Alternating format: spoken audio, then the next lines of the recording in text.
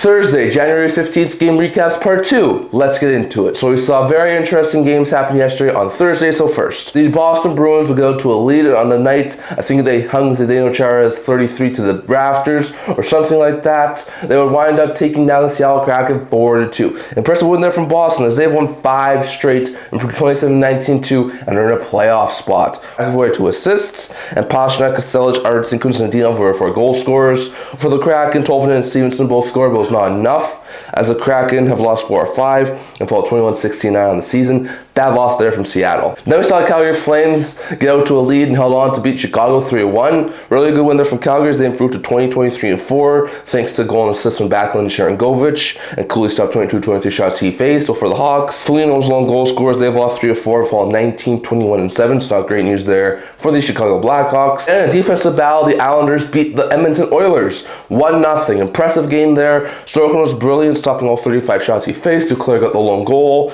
and the Islanders improved to 26-16-5, having won 4 of 6. For the Oilers, Ingram did pretty well, stopping 17 of 18 shots, but was not enough, as the Oilers' 5-game point streak ends, and they fall 23-17-8 on the season. That's a bad time for a loss there for the Edmonton Oilers. And McDavid's point streak ends at 20 games, so very interesting note there. Then we saw Utah Mammoth break a tie in the third period and took down Dallas 2-1. An impressive win there from Utah as they have a 6-game point streak and improved to 24-20-4. They are the first wildcard team in the Western Conference. Impressive stuff there. Marino and Schmalz both had goal and assist. And Vejmelka was brilliant again, stopping 26-27 shots in the win for Utah. Well, for the Stars, Randall was lone goal scorer as they have lost 9 of 11 and fall 27-12-9 on the season. Not great news there for the Dallas Stars, but was a very interesting game. And then in Marner's first game against his old team in Toronto, the Vegas Golden Knights will overcome multiple 2-goal deficits, scored 3 unanswered goals late in the game, and take down the Toronto Maple Leafs 6-5 in overtime. Impressive stuff there as the Knights now have a 6-game win streak,